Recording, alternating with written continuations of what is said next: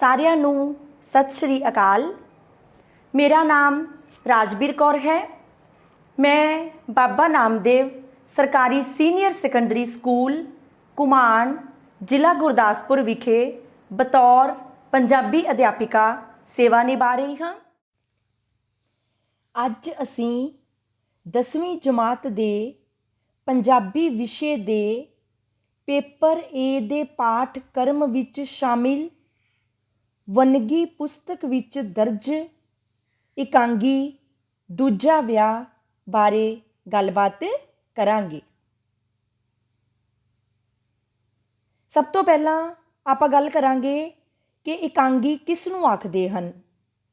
ਇਕਾਂਗੀ ਜਿਵੇਂ ਕਿ ਇਸ ਦੇ ਨਾਂ ਤੋਂ ਹੀ ਸਪਸ਼ਟ ਹੁੰਦਾ ਹੈ, ਵਿੱਚ ਇੱਕੋ ਅੰਕ ਹੁੰਦਾ ਹੈ।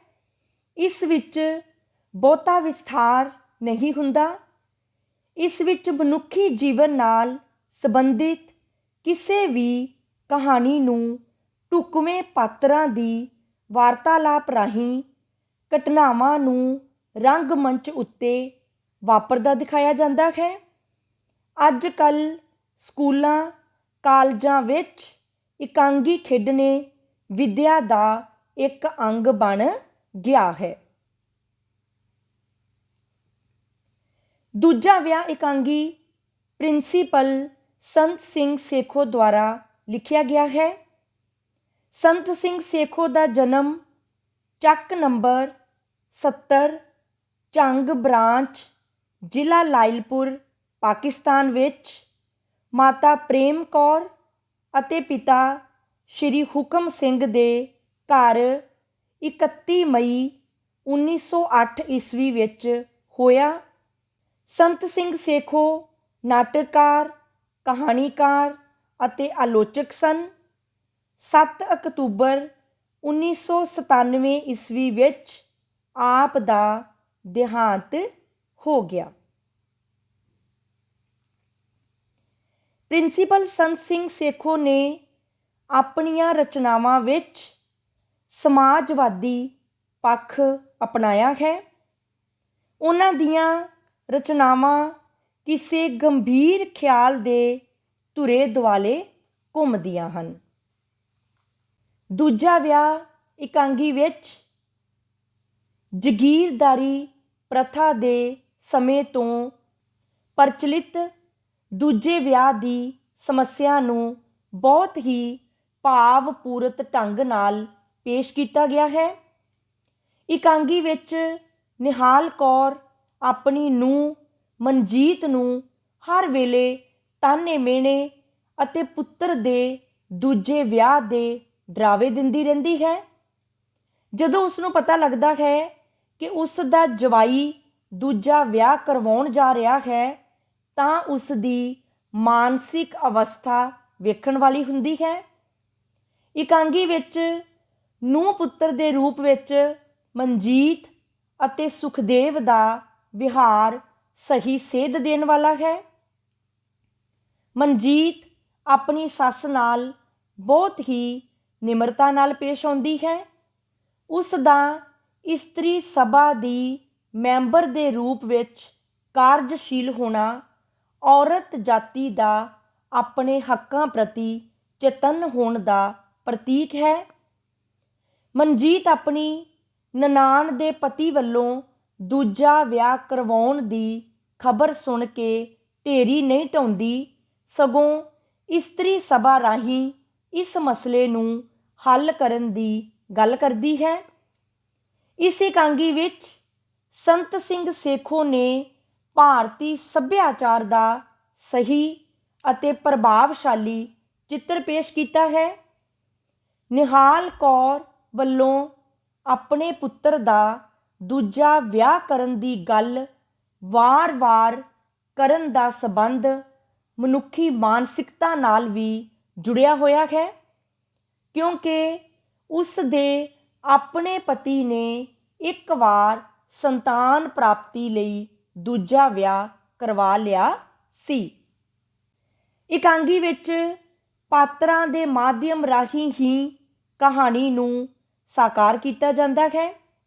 ਦੂਜਾ ਵਿਆਹ ਇਕਾਂਗੀ ਵਿੱਚ ਗੁਰਦਿੱਤ ਸਿੰਘ ਨਿਹਾਲ ਕੌਰ ਦਾ ਪਤੀ ਅਤੇ ਮਨਜੀਤ ਦਾ ਸਹੁਰਾ ਹੈ। ਸੁਖਦੇਵ ਸਿੰਘ ਉਸ ਦਾ ਪੁੱਤਰ ਹੈ ਅਤੇ ਸੁਖਦੇਵ ਕੌਰ ਉਸ ਦੀ ਧੀ। ਨਿਹਾਲ ਕੌਰ ਗੁਰਦਿੱਤ ਸਿੰਘ ਦੀ ਪਤਨੀ, ਸੁਖਦੇਵ ਸਿੰਘ ਅਤੇ ਸੁਖਦੇਵ ਕੌਰ ਦੀ ਮਾਂ ਹੈ। ਉਹ ਇਕਾਂਗੀ ਵਿੱਚ ਪੇਸ਼ ਕੀਤੀ ਸਮੱਸਿਆ ਵਿੱਚ ਇੱਕ ਪੁਰਾਤਨ ਨਮੂਨੇ ਦੀਆਂ ਸੱਸਾਂ ਦੀ ਪ੍ਰਤੀਨਿਧ ਹੈ। ਉਸ ਦਾ ਚਰਿੱਤਰ ਖਲਨਾਇਕਾ ਵਰਗਾ ਹੈ। ਸੁਖਦੇਵ ਸਿੰਘ ਨਿਹਾਲ ਕੌਰ ਦਾ ਪੁੱਤਰ ਹੈ। ਉਹ ਮਨਜੀਤ ਦਾ ਪਤੀ ਹੈ। ਇਕਾਂਗੀ ਦਾ ਸਭ ਤੋਂ ਵਧੇਰੇ ਪਸੰਦ ਕੀਤਾ ਜਾਣ ਵਾਲਾ ਪਾਤਰ ਹੈ ਮਨਜੀਤ। ਉਹ ਸੁਖਦੇਵ ਦੀ ਪਤਨੀ ਅਤੇ ਨਿਹਾਲ ਕੌਰ ਦੀ ਨੂੰਹ ਹੈ। ਸੁਖਦੇਵ ਕੌਰ ਦੂਜਾ ਵਿਆਹ ਇਕਾਂਗੀ ਦੀ ਇੱਕ ਨਿਮਨ ਪਾਤਰ ਹੈ। ਉਹ ਨਿਹਾਲ ਕੌਰ ਦੀ ਧੀ ਹੈ। ਸੁਖਦੇਵ ਕੌਰ ਦਾ ਪਾਤਰ ਇਕਾਂਗੀ ਨੂੰ ਸਿਖਰ 'ਤੇ ਪਹੁੰਚਾਉਣ ਵਿੱਚ ਮਹੱਤਵਪੂਰਨ ਸਥਾਨ ਰੱਖਦਾ ਹੈ।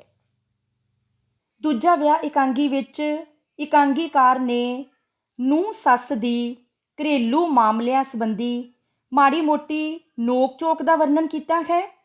ਸੱਸ ਨਿਹਾਲ ਕੌਰ ਆਪਣੀ ਨੂੰਹ ਮਨਜੀਤ ਦੀ ਹਰ ਗੱਲ 'ਤੇ ਟੀਕਾ ਟਿੱਪਣੀ ਕਰਦੀ ਹੈ। ਨਿਹਾਲ ਕੌਰ ਆਪਣੀ ਨੂੰਹ ਮਨਜੀਤ ਕੌਰ ਨੂੰ ਕਹਿੰਦੀ ਹੈ, ਰੋਜ਼ ਕੁਰਲਾਉਣੀ ਆ ਬਈ ਰੋਟੀ ਟੁੱਕ ਵੇਲੇ ਸਿਰ ਕਰ ਲਿਆ ਕਰ, ਪਰ ਇਸ ਬਹੂ ਦੇ ਦੀਦੇ ਨਹੀਂ ਵੜਦੀ। ਦੇਖ ਤਾਂ ਸਹੀ ਕਿੱਡੀ ਧੁੱਪ ਚੜ੍ਹ ਆਈ ਹੈ, ਇਹ ਅਜੇ ਸਬਜ਼ੀ ਚੀਰਦੀ ਫਿਰਦੀ ਹੈ। ਮਨਜੀਤ ਕੌਰ ਅੱਗੋਂ ਜਵਾਬ ਦਿੰਦੀ ਹੈ, ਕੋਈ ਨਹੀਂ ਮਾਂ ਜੀ, ਐਡਾ ਕੁਵੇਲਾ ਨਹੀਂ ਹੋਇਆ, ਵੇਲਾ ਹੀ ਹੈ, 10 ਹੀ ਵਜੇ ਨੇ ਅਜੇ। ਮੈਂ 11 ਵਜੇ ਨੂੰ ਰੋਟੀ ਟੁੱਕ ਐਨ ਤਿਆਰ ਕਰ ਦਊਂ। ਬਾਪੂ ਜੀ ਤਾਂ 12 ਵਜੇ ਤੋਂ ਪਹਿਲਾਂ ਨਹੀਂ ਰੋਟੀ ਖਾਂਦੇ।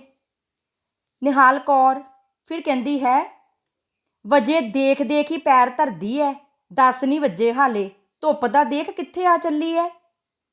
ਮਨਜੀਤ ਫਿਰ ਬੜੇ ਪਿਆਰ ਨਾਲ ਆਪਣੀ ਸੱਸ ਨਿਹਾਲ ਕੌਰ ਨੂੰ ਜਵਾਬ ਦਿੰਦੀ ਹੈ, ਰੁੱਤ ਬਦਲ ਰਹੀ ਹੈ ਮਾਂ ਜੀ, ਸੂਰਜ ਹੁਣ ਛੇਤੀ ਚੜ੍ਹ ਜਾਂਦਾ ਏ। ਇਕਾਂਗੀ ਵਿਚਲੀ ਪਾਤਰ ਮਨਜੀਤ ਆਪਣੀ ਸੱਸ ਨਾਲ ਗੱਲਬਾਤ ਕਰਦੇ ਸਮੇਂ ਗੁੱਸੇ ਵਿੱਚ ਨਹੀਂ ਆਉਂਦੀ ਅਤੇ ਬੜੀ ਨਿਮਰਤਾ, ਨਿਰਮਾਣਤਾ, ਦਲੀਲ ਅਤੇ ਸਤਿਕਾਰ ਨਾਲ ਪੇਸ਼ ਆਉਂਦੀ ਹੈ। ਇਕਾਂਗੀ ਵਿੱਚ ਅਸੀਂ ਦੇਖਦੇ ਹਾਂ, ਨਿਹਾਲ ਕੌਰ ਕਹਿੰਦੀ ਹੈ, ਘੜੀ ਦੇ ਗਿਆ ਵਜੇ ਦੇਖਣ ਨੂੰ, ਪਤਾ ਨਹੀਂ ਕੀ ਸਿਰ ਪਾ ਲਿਆ ਮੁੰਡੇ ਦੇ, ਅਸੀਂ ਤਾਂ ਉਮਰਾਂ ਨਿਘਾ ਲਈਆਂ, ਕਦੇ ਘੜੀ ਕੁੜੀ ਨਾ ਦੇਖੀ ਤੇ ਨਾ ਸਾਨੂੰ ਇਹ ਦੇਖਣੀ ਆਉਂਦੀ ਹੈ। ਧੁੱਪ ਦੇ ਹਿਸਾਬ ਸਾਰੇ ਕੰਮ ਵੇਲੇ ਸਿਰ ਕਰ ਲਈਦੇ ਸੀ। ਇਹ ਹੁਣ ਘੜੀ ਦੀਆਂ ਸ਼ੌਕੀਨਾਂ ਘੜੀ ਦੇਖੇ ਬਿਨਾਂ ਮੰਜੇ ਤੋਂ ਨਹੀਂ ਉੱਠਦੀਆਂ। ਮਨਜੀਤ ਹੱਸ ਕੇ ਜਵਾਬ ਦਿੰਦੀ ਹੈ, ਤੁਸੀਂ ਵੀ ਘੜੀ ਦੇਖਣੀ ਸਿੱਖ ਲਓ ਮਾਂ ਜੀ। ਨਿਹਾਲ ਕੌਰ ਫਿਰ ਅੱਗੋਂ ਜਵਾਬ ਦਿੰਦੀ ਹੈ, ਹਾਂ ਹੁਣ ਸਿਖਾਵੇਂਗੀ ਮੈਨੂੰ ਘੜੀ ਦੇਖਣ, ਹੋਰ ਵੀ ਬਹੁਤ ਕੁਛ ਸਿਖਾਵੇਂਗੀ। ਮਨਜੀਤ ਗੱਲ ਨੂੰ ਹਾਸੇ ਵਿੱਚ ਪਾਉਣ ਲਈ ਫਿਰ ਕਹਿੰਦੀ ਹੈ, ਹੋਰ ਹੁਣ ਤੁਹਾਨੂੰ ਕੀ ਸਿੱਖਣ ਦੀ ਲੋੜ ਹੈ ਮਾਂ ਜੀ, ਸੁੱਖ ਨਾਲ ਸਾਰਾ ਟੱਬਰ ਤੁਹਾਡੇ ਅਨੁਸਾਰ ਚੱਲਦਾ ਹੈ, ਇੱਕ ਮੈਂ ਹੀ ਜਰਾ ਮੱਤ ਦੀ ਹੌਲੀ ਹਾਂ। ਨਿਹਾਲ ਕੌਰ ਫਿਰ ਅੱਗੋਂ ਜਵਾਬ ਦਿੰਦੀ ਹੈ, ਅਨੁਸਾਰ ਚੱਲਦਾ ਟੱਬਰ, ਤੈਨੂੰ ਬੁਰਾ ਲੱਗਦਾ ਕਿ ਬਈ ਮੁੰਡਾ ਮੇਰੇ ਕਹਿਣੇ ਵਿੱਚ ਕਿਉਂ ਹੈ, ਸਿਖਾ ਲਈ ਹੁਣ ਆ ਜਾਊਗਾ ਤਾਂ। ਮਨਜੀਤ ਫਿਰ ਅੱਗੋਂ ਨਿਹਾਲ ਕੌਰ ਨੂੰ ਜਵਾਬ ਦਿੰਦੀ ਹੈ, ਮੈਂ ਕੀ ਸਿਖਾਉਣਾ ਹੈ ਮਾਂ ਜੀ, ਮੈਨੂੰ ਕੋਈ ਦੁੱਖ ਹੈ ਤੁਹਾਡੇ ਰਾਜ ਵਿੱਚ, ਤੇ ਫਿਰ ਮੈਂ ਕੌਣ ਆ ਸਿਖਾਉਣ ਵਾਲੀ, ਉਹਨਾਂ ਐਨੇ ਪੜ੍ਹਿਆਂ ਲਿਖਿਆਂ ਨੂੰ, ਉਹਨਾਂ ਤੋਂ ਤਾਂ ਦੁਨੀਆ ਸਿੱਖਦੀ ਹੈ। ਨਿਹਾਲ ਕੌਰ ਸੱਸ ਦੇ ਰੂਪ ਵਿੱਚ ਆਪਣੀ ਨੂੰਹ ਦੀ ਗੱਲ-ਗੱਲ ਵਿੱਚ ਨੁਕਸ ਛਾਂਟਦੀ ਰਹਿੰਦੀ ਹੈ। ਉਹ ਮਨਜੀਤ ਉੱਪਰ ਝੂਠੇ ਦੋਸ਼ ਲਾਉਂਦੀ ਹੈ ਕਿ ਉਹ ਆਪਣੇ ਪਤੀ ਸੁਖਦੇਵ ਨੂੰ ਉਸ ਦੇ ਵਿਰੁੱਧ ਭੜਕਾਉਂਦੀ ਹੈ। ਨਿਹਾਲ ਕੌਰ ਕਹਿੰਦੀ ਹੈ, ਆਖ ਲਈ ਆ ਜਾਊਗਾ ਪਰਸੋਂ ਨੂੰ, ਤਿੰਨਾਂ ਚੌਂ ਦਿਨਾਂ ਦੀ ਬਥੇਰੇ ਅਸ਼ਨੇ ਪਸ਼ਨੇ ਕਰਦੀ ਐ, ਸੋਹਣੀ ਬਣ ਕੇ ਦਿਖਾਵੇਂਗੀ ਉਹਨੂੰ। ਮਨਜੀਤ ਫਿਰ ਅੱਗੋਂ ਜਵਾਬ ਦਿੰਦੀ ਹੈ, ਮਾਂ ਜੀ ਇਹ ਭਲਾ ਕੀ ਗੱਲ ਕੀਤੀ ਤੁਸੀਂ? ਉਹਨਾਂ ਨੂੰ ਨਾ ਸੋਹਣੀ ਬਣ ਕੇ ਦਿਖਾਵਾਂ ਤਾਂ ਹੋਰ ਕਿਹਨੂੰ ਦਿਖਾਵਾਂ? ਨਿਹਾਲ ਕੌਰ ਫਿਰ ਅੱਗੋਂ ਜਵਾਬ ਦਿੰਦੀ ਹੈ, ਚੰਗਾ ਜਵਾਬੋਂ ਨਹੀਂ ਤੂੰ ਖੁੰਝਦੀ, ਜਵਾਬ ਹਰੇਕ ਗੱਲ ਦਾ ਤੁਰੰਤ ਦੇਣ ਜਾਣਦੀ ਹੈ। ਗੋਭੀ ਦੇਖ ਕਿੱਡੀ ਕਿੱਡੀ ਕੱਟੀ ਹੈ, ਡੰਗਰਾਂ ਨੇ ਖਾਣੀ ਹੈ ਇਹ? ਮਨਜੀਤ ਫਿਰ ਅੱਗੋਂ ਜਵਾਬ ਦਿੰਦੀ ਹੈ, ਨਹੀਂ ਮਾਂ ਜੀ, ਬਾਪੂ ਜੀ ਬਹੁਤੀ ਛੋਟੀ ਕੱਟੀ ਹੋਈ ਪਸੰਦ ਨਹੀਂ ਕਰਦੇ। ਨਿਹਾਲ ਕੌਰ ਗੱਲ ਨੂੰ ਭੁੰਜੇ ਨਹੀਂ ਪੈਣ ਦਿੰਦੀ ਅਤੇ ਮਨਜੀਤ ਦੇ ਹਰ ਉੱਤਰ ਵਿੱਚੋਂ ਕੋਈ ਨਾ ਕੋਈ ਗੱਲ ਕੱਢ ਕੇ ਉਸ ਨਾਲ ਇੱਟ ਖੜਿੱਕਾ ਲਾਈ ਰੱਖਦੀ ਹੈ। ਨਿਹਾਲ ਕੌਰ ਕਹਿੰਦੀ ਹੈ, ਚੰਗਾ ਹੋਰ ਮੱਤਾਂ ਨਾ ਦੇ ਮੈਨੂੰ, ਦਿਨ ਵੱਲ ਦੇਖ ਜਰਾ, ਆਪਣੇ ਗਲੋਟਿਆਂ ਵੱਲ ਦੇਖ ਕੇ। ਮੈਂ 3 ਗਲੋਟੇ ਲਾਹ ਲਏ ਨੇ ਸਵੇਰ ਦੇ, ਚੌਥਾ ਭਰਿਆ ਹੋਇਆ ਹੈ, ਇਹਦੇ ਕੋਲੋਂ ਹਾਰ ਸ਼ਿੰਗਾਰ ਹੀ ਮਸਾਂ ਪੂਰਾ ਹੋਇਆ ਹੈ। ਮਨਜੀਤ, ਮਾਂ ਜੀ ਮੈਂ ਜਰਾ ਪੜ੍ਹਨ ਬੈਠ ਗਈ ਸੀ, ਨਹਾਉਣ ਧੋਣ 'ਤੇ ਤਾਂ ਮੈਂ 15 ਮਿੰਟ ਵੀ ਨਹੀਂ ਲਾਏ। ਨਿਹਾਲ ਕੌਰ, ਪੜ੍ਹਨ ਬੈਠ ਗਈ ਸੀ? ਇਹ ਵੀ ਕੰਮ ਸੀ ਮੇਰਾ? ਪੜ੍ਹਾ ਦਿੱਤੀ ਹੈ ਮਾਂ ਨੇ 4 ਅੱਖਰ ਤੇ ਦਿਖਾਉਂਦੀ ਹੈ ਸਭ ਨੂੰ ਵਿਦਵਾਨ ਬਣ ਕੇ। ਇੱਕ ਗੁਆਂਢਣ ਮਿਲ ਗਈ ਹੈ, ਉਹੀ ਜਈ ਇਹਨੂੰ। ਮਨਜੀਤ ਚੁੱਲ੍ਹੇ 'ਤੇ ਸਬਜ਼ੀ ਰੱਖਦੀ ਹੋਈ ਖੜੀ ਹੋ ਕੇ, ਰੱਬ ਦਾ ਵਾਸਤਾ ਮਾਂ ਜੀ ਗੁਆਂਢਣ ਵਿਚਾਰੀ ਨੂੰ ਨਾ ਕੁਛ ਕਹੋ। ਨਿਹਾਲ ਕੌਰ, ਕਿਉਂ ਨਾ ਕਹਾਂ, ਉਹੀ ਤਾਂ ਤੈਨੂੰ ਪੁੱਠੀਆਂ ਮੱਤਾਂ ਦਿੰਦੀ ਹੈ। ਮਨਜੀਤ ਦੀ ਗੱਲ ਗੱਲ ਵਿੱਚ ਹਾਸਾ, ਵਿਅੰਗ ਅਤੇ ਹਾਜ਼ਰ ਜਵਾਬੀ ਟਪਕਦੀ ਹੈ। ਉਹ ਆਪਣੀ ਕੌੜੇ ਸੁਭਾਅ ਵਾਲੀ ਸੱਸ ਦੀ ਹਰ ਗੱਲ ਦਾ ਜਵਾਬ ਬੜੀ ਹਾਜ਼ਰ ਜਵਾਬੀ ਨਾਲ ਦਿੰਦੀ ਹੈ। ਮਨਜੀਤ, ਅੱਧੀ ਰਾਤ ਕਿਹੜੀ ਮਾਂ ਜੀ, 15 ਮਿੰਟ ਲਈ ਗਈ ਸੀ, ਉਹ ਵੀ ਤੁਹਾਥੋਂ ਪੁੱਛ ਕੇ। ਨਿਹਾਲ ਕੌਰ, ਹਾਂ ਮੈਥੋਂ ਪੁੱਛ ਕੇ? ਮੇਰੇ ਪੁੱਛਣ ਨੂੰ ਬਹੁਤ ਉਡੀਕਦੀ ਐ ਤੂੰ, ਕਹਿ ਗਈ ਹੋਵੇਂਗੀ ਜਾਂਦੀ ਜਾਂਦੀ। ਮੈਨੂੰ ਪੁੱਛਿਆ ਸੀ? ਸਭਾ ਦੀ ਮੈਂਬਰ ਬਣਨ ਲੱਗੀ ਨੇ, ਹੋਰ ਨਵਾਂ ਢੰਗ ਕੱਢਿਆ ਇਹਨਾਂ ਨੇ ਖਸਮਾਂ ਨੂੰ ਵੱਸ ਕਰਨ ਦਾ। ਇਉਂ ਤੂੰ ਮੇਰੇ ਮੁੰਡੇ ਦੇ ਲਾਇਕ ਬਣ ਜਾਵੇਂਗੀ ਸਭਾ ਦੀ ਮੈਂਬਰ ਬਣ ਕੇ? ਮਨਜੀਤ, ਲਾਇਕ ਨੂੰ ਮੇਰੇ ਵਿੱਚ ਕੀ ਨੁਕਸ ਹੈ ਮਾਂ ਜੀ? ਮੈਂ ਅੰਨੀ ਆ, ਕਾਣੀ ਆ, ਗੂੰਗੀ ਆ, ਬੋਲੀ ਆ? ਨਿਹਾਲ ਕੌਰ, ਗੂੰਗੀ ਤੈਨੂੰ ਕੌਣ ਬਣਾਉਂਦਾ ਐ? ਬਥੇਰੀ ਚੱਲਦੀ ਐ ਲੁੱਤਰ ਲੁੱਤਰ ਜ਼ਬਾਨ।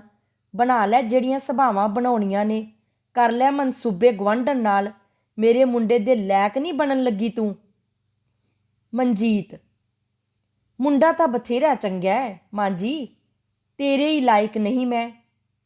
ਨਿਹਾਲ ਕੌਰ, ਚੱਲ ਐਵੇਂ ਸਹੀ, ਮੈਂ ਹੀ ਕਹਿੰਦੀ ਸਹੀ ਮੁੰਡੇ ਨੂੰ ਵਿਆਹ ਕਰਾਉਣ ਨੂੰ ਦੂਜਾ, ਮੇਰਾ ਕੀ ਵੱਗ ਨਾ ਛਿੜਨ ਦੇਵੇਂਗੀ ਤੂੰ? ਮਨਜੀਤ, ਗੱਲ ਤਾਂ ਹਾਂ ਏ, ਇਸ ਗੱਲੋਂ ਤਾਂ ਮੇਰੀ ਸਬਜ਼ੀ ਵਿੱਚ ਨੁਕਸ ਫੜੀ ਦੇ ਨੇ। ਚਲੋ ਮਾਂ ਜੀ, ਵਿਆਹ ਦੇਣਾ ਤੁਸੀਂ ਮੁੰਡੇ ਨੂੰ ਦੂਜੇ ਥਾਂ। ਐਵੇਂ ਰੋਜ਼ ਦਾ ਕਲੇਸ਼ ਕਾਹਨੂੰ ਕਰਦੇ ਹੋ? ਮੈਂ ਵੀ ਸਭਾ ਦਾ ਕੰਮ ਕਰਨ ਨੂੰ ਵਿਹਲੀ ਹੋ ਜਾਊਂਗੀ। ਜਦੋਂ ਮਨਜੀਤ ਕੜਾਹ ਬਣਾਉਂਦੀ ਹੋਈ ਕਹਿੰਦੀ ਹੈ ਕਿ ਫੇਰ ਤਾਂ ਭੁੱਖੇ ਮਰਨਾ ਹੀ ਹੈ, ਹੁਣ ਤਾਂ ਕੜਾਹ ਖਾ ਲਈਏ ਅਤੇ ਸਹੇਲੀਆਂ ਨੂੰ ਖਵਾ ਲਈਏ, ਤਾਂ ਨਿਹਾਲ ਕੌਰ ਕਹਿੰਦੀ ਹੈ, ਚੰਗਾ ਕਰ ਲੈ ਮਨ ਦੀਆਂ ਮਰਜ਼ੀਆਂ, ਆ ਲੈਣ ਦੇ ਮੁੰਡੇ ਨੂੰ। ਮੈਂ ਹੀ ਨਰਮ ਟੱਕਰੀ ਆ ਤੈਨੂੰ, ਹੋਰ ਜੱਟੀਆਂ ਵਰਗੀ ਹੋਵਾਂ ਤਾਂ ਖੰਡ ਘਿਓ ਨੂੰ ਜਿੰਦੇ ਨਾ ਲਾ ਕੇ ਰੱਖਾਂ।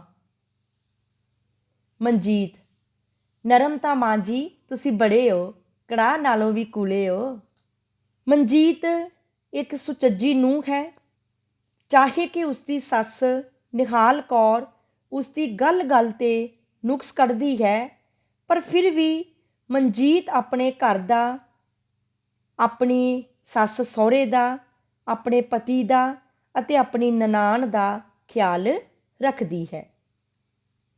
ਮਨਜੀਤ, ਧੁੱਪ ਆ ਗਈ ਏ ਮਾਂ ਜੀ, ਤੁਹਾਡੇ ਚਰਖੇ ਨੂੰ ਲਿਆਓ, ਮੈਂ ਤੁਹਾਡਾ ਚਰਖਾ ਛਾਵੇਂ ਕਰ ਦਿਆਂ। ਚਰਖਾ ਚੁੱਕ ਕੇ ਛਾਵੇਂ ਕਰਦੀ ਹੈ। ਨਿਹਾਲ ਕੌਰ ਪੀੜ੍ਹੀ ਚੁੱਕ ਕੇ ਨਵੇਂ ਥਾਂ ਜਾ ਬੈਠਦੀ ਹੈ। ਮਨਜੀਤ ਗਲੋਟਿਆਂ ਪੂਣੀਆਂ ਦਾ ਬੋਹੀਆ ਚੁੱਕ ਕੇ ਨਿਹਾਲ ਕੌਰ ਕੋਲ ਲਿਆ ਰੱਖਦੀ ਹੈ ਤੇ ਫਿਰ ਅੰਦਰ ਨੂੰ ਚਲੀ ਜਾਂਦੀ ਹੈ। ਇਸ ਇਕਾਂਗੀ ਵਿੱਚ ਪ੍ਰਾਹੁਣਾਚਾਰੀ ਬਾਰੇ ਦੱਸਿਆ ਹੈ ਕਿ ਜਦੋਂ ਕਾਂ ਕੁਰਲਾਵੇ ਤਾਂ ਸਮਝੋ ਕੋਈ ਪ੍ਰਾਹੁਣਾ ਘਰ ਆਉਣਾ ਹੈ।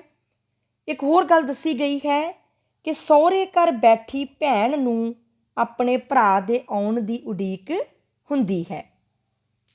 ਮਨਜੀਤ ਥਾਲੀ ਵਿੱਚ ਆਟਾ ਬਾਹਰ ਲਿਆ ਕੇ ਨਿਹਾਲ ਕੌਰ ਨੂੰ, ਜੋ ਹੁਣ ਮੁੜ ਚਰਖੇ ਉੱਤੇ ਆ ਬੈਠੀ ਏ, ਦਿਖਾਉਂਦੀ ਹੋਈ, ਬਥੇਰਾ ਏ ਮਾਂ ਜੀ ਆਟਾ। ਨਿਹਾਲ ਕੌਰ, ਨੀ ਐਨਾ ਆਟਾ ਕਿਹੜੀ ਦੱਖਣ ਦੇਲ ਦੇਣੀ ਐ ਤੂੰ?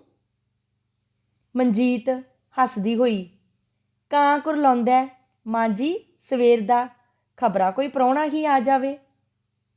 ਨਿਹਾਲ ਕੌਰ, ਮੇਰੇ ਪੁੱਤ ਨੇ ਤਾਂ ਅਜੇ ਪਰਸੋਂ ਨੂੰ ਆਉਣਾ, ਹੋਰ ਕਿਹੜਾ ਏ ਤੇਰੇ ਪ੍ਰਾਹੁਣਾ ਆਉਣ ਵਾਲਾ? ਮਨਜੀਤ, ਖਬਰਾਂ ਮੇਰਾ ਵੀਰ ਹੀ ਆ ਜਾਵੇ। ਨਿਹਾਲ ਕੌਰ, ਤੇਰੇ ਵੀਰ ਨੇ ਕੀ ਕਰਨ ਆਉਣਾ? ਮਨਜੀਤ ਮਖੌਲ ਨਾਲ ਆਖਦੀ ਹੈ, ਭੈਣ ਨੂੰ ਮਿਲਣ, ਨਾਲੇ ਭਣੋਈਏ ਦੀ ਖਾਤਰਦਾਰੀ ਲਈ 2 ਦਿਨ ਪਹਿਲੋਂ ਹੀ ਹਾਜ਼ਰ ਹੋਣਾ ਯੋਗ ਏ। ਨਿਹਾਲ ਕੌਰ, ਐਡਾ ਤਾਬਿਆਦਾਰ ਭਣੋਈਏ ਦਾ ਛਾਉਣੀਓ ਜਾ ਕੇ ਲੈ ਆਵੇ। ਇਸ ਇਕਾਂਗੀ ਵਿੱਚ ਔਰਤ ਦੀ ਤਾਕਤ ਦਾ ਵਰਣਨ ਕੀਤਾ ਗਿਆ ਹੈ ਕਿ ਜੇਕਰ ਔਰਤ ਆਪਣੇ ਹੱਕਾਂ ਉੱਤੇ ਪਹਿਰਾ ਦੇਵੇ ਤਾਂ ਸਮਾਜ ਉਸ ਦਾ ਵਾਲ ਵੀ ਵਿੰਗਾ ਨਹੀਂ ਕਰ ਸਕਦਾ। ਜਦੋਂ ਨਿਹਾਲ ਕੌਰ ਆਪਣੇ ਪੁੱਤ ਸੁਖਦੇਵ ਦੇ ਦੂਜੇ ਵਿਆਹ ਦਾ ਡਰਾਵਾ ਦਿੰਦੀ ਹੈ ਤਾਂ ਮਨਜੀਤ ਕੌਰ ਕਹਿੰਦੀ ਹੈ, ਮੇਰਾ ਤਾਂ ਕੋਈ ਨਹੀਂ ਕਰਦਾ ਜੀ, ਤੁਸੀਂ ਆਪਣੇ ਪੁੱਤ ਦੇ ਦੂਜੇ ਵਿਆਹ ਦੇ ਡਰਾਵੇ ਦਿੰਦੇ ਰਹਿੰਦੇ ਹੋ, ਪਰ ਮਾਂ ਜੀ ਮੈਂ ਮਗਰੋਂ ਨਹੀਂ ਲੈਣ ਵਾਲੀ ਐਡੀ ਸੌਖੀ। ਤੁਸੀਂ ਕਰੋ ਸਹੀ ਆਪਣੇ ਪੁੱਤ ਦਾ ਦੂਜਾ ਵਿਆਹ, ਮੈਂ ਤੁਹਾਡੇ ਦਰ 'ਤੇ ਸ਼ਹੀਦ ਹੋ ਕੇ ਨਾ ਮਰ ਜਾਵਾਂ, ਮਰਨ ਵਰਤ ਧਾਰ ਲਊਂ ਗਾਂਧੀ ਵਾਂਗੂ। ਇਸ ਇਕਾਂਗੀ ਵਿੱਚ ਮਾਂ ਪੁੱਤਰ ਦੇ ਪਿਆਰ ਦਾ ਵੀ ਵਰਣਨ ਕੀਤਾ ਗਿਆ ਹੈ। ਸੁਖਦੇਵ ਕਹਿੰਦਾ ਹੈ, ਮਾਂ ਜੀ ਮੱਥਾ ਟੇਕਦਾ। ਨਿਹਾਲ ਕੌਰ ਅੱਗੋਂ ਸੁਖਦੇਵ ਨੂੰ ਕਹਿੰਦੀ ਹੈ, ਜੁਗ ਜੁਗ ਜੀ, ਪੁੱਤ ਤੂੰ ਤਾਂ ਪਰਸੋਂ ਆਉਣਾ ਸੀ, ਅੱਜ ਕਿਵੇਂ ਆ ਗਿਆ? ਊਂ ਤਾਂ ਚੰਗਾ ਹੋਇਆ। ਅੱਗੇ ਵੱਧ ਕੇ ਸੁਖਦੇਵ ਦਾ ਸਿਰ ਆਪਣੀ ਹਿੱਕ ਨਾਲ ਲਾਉਂਦੀ ਹੈ। ਨਿਹਾਲ ਕੌਰ ਪੁਰਾਣੇ ਖਿਆਲਾਂ ਦੀ ਇਸਤਰੀ ਹੈ। ਉਹ ਪਤੀ ਦਾ ਨਾਂ ਲੈਣ ਅਤੇ ਘੁੰਡ ਚੁੱਕਣ ਦੇ ਵਿਰੁੱਧ ਹੈ। ਜਦੋਂ ਮਨਜੀਤ ਆਪਣੇ ਪਤੀ ਸੁਖਦੇਵ ਨੂੰ ਉਸ ਦਾ ਨਾਂ ਲੈ ਕੇ ਬੁਲਾਉਂਦੀ ਹੈ ਤਾਂ ਨਿਹਾਲ ਕੌਰ ਕਹਿੰਦੀ ਹੈ, ਚੰਗਾ ਤਾਂ ਹੋਇਆ, ਪਰ ਤੂੰ ਮੁੰਡੇ ਦਾ ਨਾਂ ਕਦੋਂ ਦੀ ਲੈਣ ਲੱਗ ਪਈ? ਮਨਜੀਤ, ਇਹਨਾਂ ਨੇ ਆਪ ਹੀ ਲਾਇਆ ਮਾਂ ਜੀ, ਪਿਛਲੀ ਵਾਰੀ ਜਦੋਂ ਛਾਉਣੀ ਰਹੀ ਆ ਤਾਂ ਇਹਨਾਂ ਨੇ ਨਾਂ ਲੈਣ ਲਾ ਲਿਆ। ਹੁਣ ਮਾਂ ਜੀ ਤੁਹਾਡੇ ਸਾਹਮਣੇ ਲੈਣਾ ਤਾਂ ਨਹੀਂ ਸੀ, ਪਰ ਮੂੰਹ 'ਤੇ ਚੜਿਆ ਹੋਇਆ ਕਿੱਥੇ ਲਹਿੰਦਾ? ਨਿਹਾਲ ਕੌਰ, ਕਿਉਂ ਵੇ ਮੁੰਡਿਆ, ਕੀ ਕਹਿੰਦੀ ਹੈ? ਸੁਖਦੇਵ, ਨਾਂ ਲੈਣ ਵਿੱਚ ਕੀ ਔਗਣ ਹੈ ਮਾਂ ਜੀ? ਆਪਣੇ ਪਿੰਡ ਦੀ ਰੱਜੀ ਮਿੱਤੇ ਦਾ ਨਾਂ ਲੈਂਦੀ ਹੈ ਤੇ ਰੂੜੀ ਤਾਂ ਰਤਨੇ ਨੂੰ ਕਹਿੰਦੀ ਬੋਲਾ ਏ। ਨਿਹਾਲ ਕੌਰ, ਚੰਗੇ ਲੱਭ ਲਏ ਨੇ ਗਵਾਹ ਨਜ਼ੀਰ ਦੇਣ ਨੂੰ। ਇਸ ਇਕਾਂਗੀ ਵਿੱਚ ਇਕਾਂਗੀਕਾਰ ਨੇ ਇਹ ਦੱਸਣ ਦੀ ਕੋਸ਼ਿਸ਼ ਕੀਤੀ ਹੈ ਕਿ ਹਰ ਮਾਂ ਬਾਪ ਦੇ ਮਨ ਵਿੱਚ ਔਲਾਦ ਪ੍ਰਾਪਤੀ ਦੀ ਖਾਹਿਸ਼ ਹੁੰਦੀ ਹੈ। ਇਕਾਂਗੀ ਵਿੱਚ ਜਦੋਂ ਨਿਹਾਲ ਕੌਰ ਮਨਜੀਤ ਨੂੰ ਸੁਖਦੇਵ ਦਾ ਨਾਂ ਲੈਣ ਤੋਂ ਵਰਜਦੀ ਹੈ ਤਾਂ ਸੁਖਦੇਵ ਕਹਿੰਦਾ ਹੈ, ਪਰ ਮਾਂ ਜੀ ਹੋਰ ਕਹੇ ਵੀ ਕੀ, ਜੇ ਕੋਈ ਮੁੰਡਾ ਕੁੜੀ ਹੋਵੇ ਤਾਂ ਉਹਨਾਂ ਦਾ ਪਿਓ ਕਹਿ ਕੇ ਹੀ ਬੁਲਾ ਲਿਆ ਕਰੇ, ਹੁਣ ਤਾਂ ਤੇਰਾ ਪੁੱਤ ਕਹਿ ਕੇ ਹੀ ਬੁਲਾਉਣਾ ਪਊ। ਨਿਹਾਲ ਕੌਰ ਗੁੱਸੇ ਨਾਲ, ਮੁੰਡਾ ਕੁੜੀ ਹੋ ਚੁੱਕੇ ਇਹਦੇ 2.5 ਸਾਲ ਹੋਏ ਵਿਆਹ ਨੂੰ ਤੇ ਮੁੰਡਾ ਕੁੜੀ ਹੁੰਦੇ ਨੂੰ। ਮਨਜੀਤ, ਇਸੇ ਕਰਕੇ ਤਾਂ ਮਾਂ ਜੀ ਨੇ ਤੁਹਾਡਾ ਦੂਜੇ ਵਿਆਹ ਦਾ ਪ੍ਰਬੰਧ ਕਰ ਛੱਡਿਆ ਹੋਇਆ ਹੈ। ਨਿਹਾਲ ਕੌਰ, ਪ੍ਰਬੰਧ ਕੀਤਾ ਤਾਂ ਨਹੀਂ, ਪਰ ਕਰਨਾ ਪਊ ਤੇਰੇ ਇਹਨਾਂ ਲੱਛਣਾਂ ਤੋਂ। ਦੂਜਾ ਵਿਆਹ ਇਕਾਂਗੀ ਵਿੱਚ ਨੂੰਹ ਸੱਸ, ਮਾਂ ਪੁੱਤ, ਨੂੰਹ ਸਹੁਰਾ ਅਤੇ ਪਤੀ ਪਤਨੀ ਦੇ ਰਿਸ਼ਤੇ ਤੋਂ ਇਲਾਵਾ ਨਨਾਣ ਭਾਬੀ ਦੇ ਰਿਸ਼ਤੇ ਦੀ ਅਹਿਮੀਅਤ ਬਾਰੇ ਵੀ ਗੱਲ ਕੀਤੀ ਗਈ ਹੈ। ਮਨਜੀਤ ਆਪਣੀ ਨਨਾਣ ਸੁਖਦੇਵ ਕੌਰ ਨੂੰ ਬਹੁਤ ਪਿਆਰ ਕਰਦੀ ਹੈ ਅਤੇ ਉਸ ਬਾਰੇ ਫਿਕਰਮੰਦ ਰਹਿੰਦੀ ਹੈ। ਜਦੋਂ ਸੁਖਦੇਵ ਕੌਰ ਦੀ ਚਿੱਠੀ ਨਾ ਆਉਣ 'ਤੇ ਨਿਹਾਲ ਕੌਰ ਪੁੱਛਦੀ ਹੈ, ਅੱਜ ਡਾਕੀਏ ਨੇ ਵੀ ਆਉਣਾ, ਬੀਬੀ ਦੀ ਚਿੱਠੀ ਨਹੀਂ ਆਈ, ਕਿੰਨੇ ਚਿਰ ਦੀ ਸੁੱਖ ਹੋਵੇ।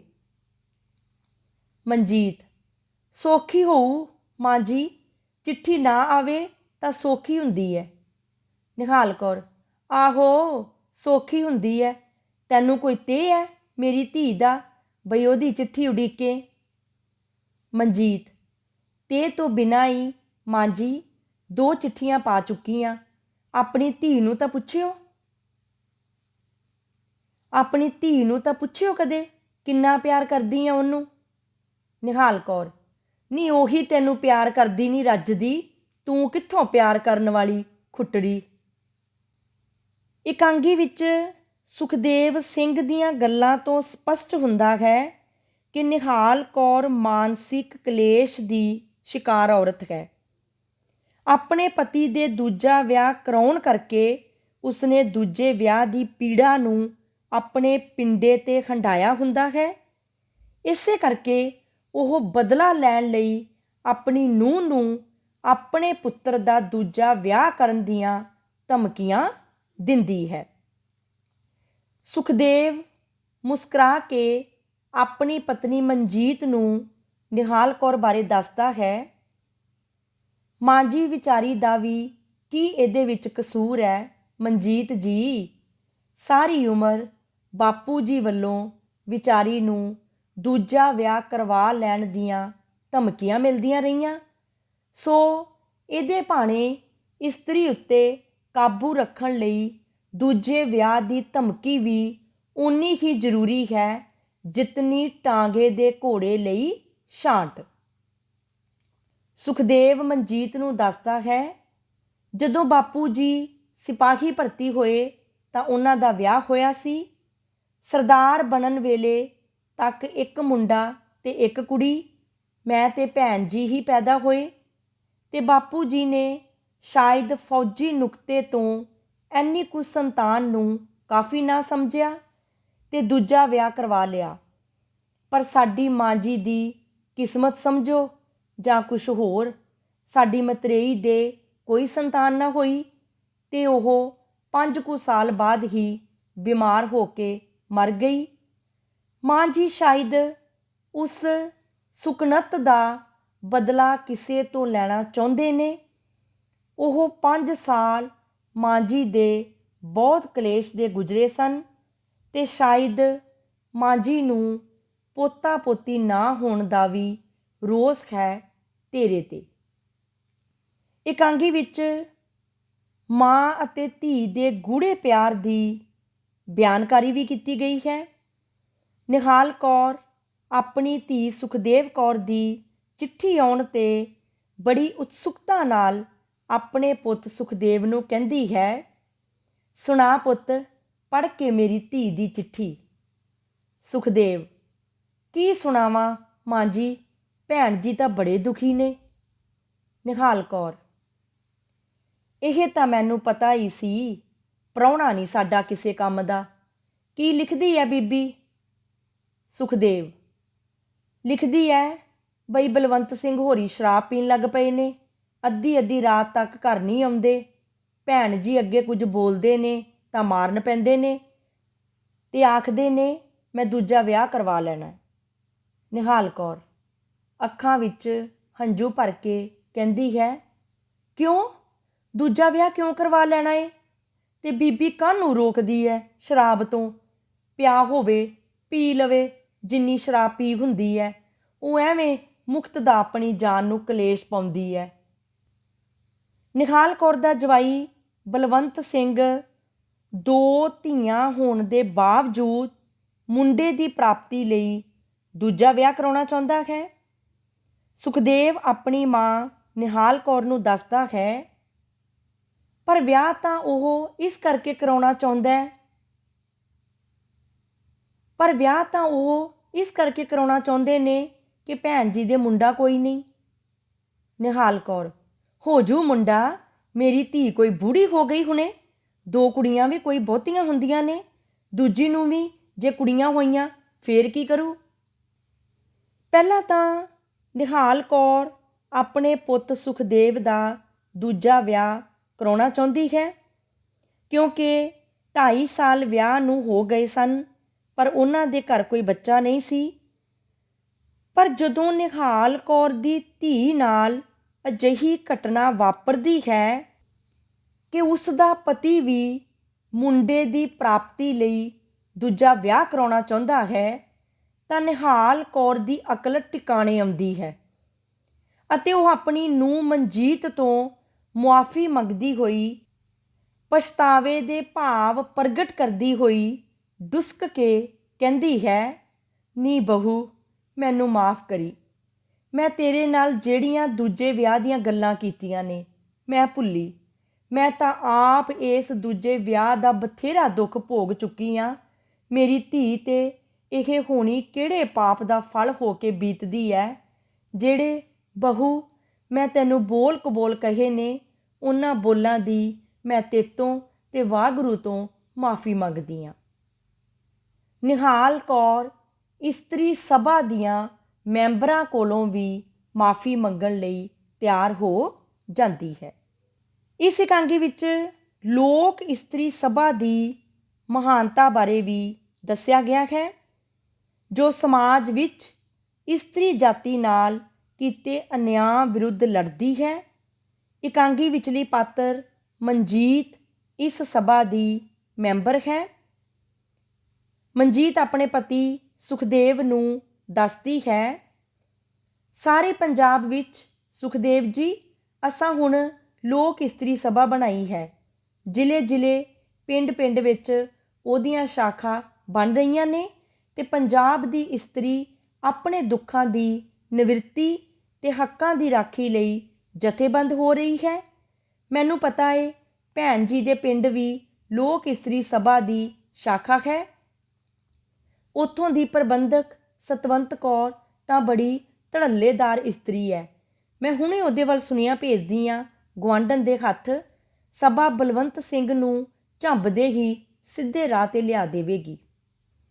ਗੁਰਦਿੱਤ ਸਿੰਘ ਜਦੋਂ ਖੇਤਾਂ ਤੋਂ ਘਰ ਵਾਪਸ ਆਉਂਦਾ ਹੈ ਤਾਂ ਨਿਹਾਲ ਕੌਰ ਦੱਸਦੀ ਹੈ, ਆਹੀ ਮੁੰਡੇ ਨੇ ਪੜ੍ਹ ਕੇ ਸੁਣਾਇਆ ਏ, ਬੀਬੀ ਵਿਚਾਰੀ ਦੁਖੀ ਹੈ। ਗੁਰਦਿੱਤ ਸਿੰਘ, ਦੁਖੀ ਤਾਂ ਹੈ, ਪਰ ਗੱਲ ਕੀ ਹੈ? ਦੁਖੀ ਦਾ ਤਾਂ ਮੈਨੂੰ ਪਤਾ ਹੀ ਹੈ। ਜਗੀਰਦਾਰਾਂ ਦੇ ਘਰ ਧੀ ਨੂੰ ਵਿਆਹ ਕੇ ਤੂੰ ਸੁੱਖ ਦੀ ਆਸ ਰੱਖੀ ਹੋਣੀ ਹੈ। ਨਿਹਾਲ ਕੌਰ, ਤੁਸੀਂ ਤਾਂ ਬਥੇਰਾ ਕਹਿੰਦੇ ਸੀ ਜਗੀਰਦਾਰਾਂ ਨਾਲ ਆਪਣੀ ਨਿਭਣੀ ਨਹੀਂ। ਮੇਰੀ ਮੱਤ ਨੂੰ ਖਬਰ ਨਹੀਂ ਕੀ ਹੋ ਗਿਆ ਸੀ ਕਿਸਮਤ ਧੀ ਦੀ। ਗੁਰਦਿੱਤ ਸਿੰਘ, ਪਰ ਹੁਣ ਗੱਲ ਵੀ ਕੋਈ। ਸੁਖਦੇਵ ਸਿੰਘ, ਗੱਲ ਕੀ ਹੋਣੀ ਸੀ ਬਾਪੂ ਜੀ? ਬਲਵੰਤ ਸਿਉਂ ਕਹਿੰਦਾ ਮੈਂ ਵਿਆਹ ਹੋਰ ਕਰਵਾ ਲੈਣਾ। ਬਲਵੰਤ ਸਿਉਂ ਕਹਿੰਦਾ ਮੈਂ ਵਿਆਹ ਹੋਰ ਕਰਵਾ ਲੈਣਾ। ਬਲਵੰਤ ਸਿਉਂ ਕਹਿੰਦਾ ਮੈਂ ਵਿਆਹ ਹੋਰ ਕਰਵਾ ਲੈਣਾ। ਗੁਰਦਿੱਤ ਸਿੰਘ, ਕਰਾ ਲਵੇ, ਕੱਲ੍ਹ ਕਰਾਉਂਦਾ, ਅੱਜ ਕਰਾ ਲਵੇ। ਮੈਂ ਧੀ ਨੂੰ ਬੁਲਾ ਲਊਂ ਇੱਥੇ ਆਪਣੇ ਕੋਲ। ਮੇਰੇ ਕੋਲ ਧੀ ਦੀ ਉਮਰ ਨਗਾ ਦੇਣ ਜੋਗਾ ਬਥੇਰਾ ਏ ਗੁਰੂ ਦਾ ਦਿੱਤਾ ਹੋਇਆ। ਸੁਖਦੇਵ ਕੌਰ ਆਪਣੀਆਂ ਦੋਹਾਂ ਧੀਆਂ ਸਮੇਤ ਟਾਂਗੇ 'ਤੇ ਆਪਣੇ ਪੇਕੇ ਘਰ ਆਉਂਦੀ ਹੈ। ਸਾਰਾ ਪੇਕਾ ਪਰਿਵਾਰ ਬੜੇ ਚਾਅ ਨਾਲ ਆਪਣੀ ਧੀ ਅਤੇ ਦੋਹਤੀਆਂ ਨੂੰ ਮਿਲਦੇ ਹਨ। ਚਿੱਠੀ ਬਾਰੇ ਪੁੱਛਣ 'ਤੇ ਸੁਖਦੇਵ ਕੌਰ ਦੱਸਦੀ ਹੈ ਤੇ ਹੋਰ ਚਿੱਠੀ ਸੁਖਦੇਵ ਨੂੰ ਫੜਾਉਂਦੀ ਹੋਈ, ਤੁਸੀਂ ਉਹਨਾਂ ਦਾ ਵੱਖਰਾ ਦਸਤਖਤ ਨਹੀਂ ਪਛਾਣਿਆ? ਸੁਖਦੇਵ ਚਿੱਠੀ ਨੂੰ ਦੇਖਦਾ ਹੋਇਆ, ਵਾਹ ਬਈ ਵਾਹ, ਸਾਡਾ ਤਾਂ ਚੰਗਾ ਮੌਜੂ ਬਣਾਇਆ, ਪਰ ਮਾਂ ਜੀ ਦਾ ਮੌਜੂ ਨਹੀਂ ਬਣਿਆ। ਇਹਨਾਂ ਨੂੰ ਤਾਂ ਚੰਗੀ ਸੋਹਣੀ ਸਿੱਖਿਆ ਮਿਲਣੀ ਚਾਹੀਦੀ ਹੈ। ਨਿਹਾਲ ਕੌਰ, ਮਿਲ ਗਈ ਵੇ ਪੁੱਤ ਸਿੱਖਿਆ, ਹੁਣ ਮੇਰੇ ਮਗਰ ਇਹ ਗੱਲ ਨਾ ਪਾ ਦਿਓ। ਇਸ ਤਰ੍ਹਾਂ ਨਾਟਕੀ ਢੰਗ ਨਾਲ ਇਕਾਂਗੀ ਖਤਮ ਹੋ ਜਾਂਦਾ ਹੈ। ਧੰਨਵਾਦ।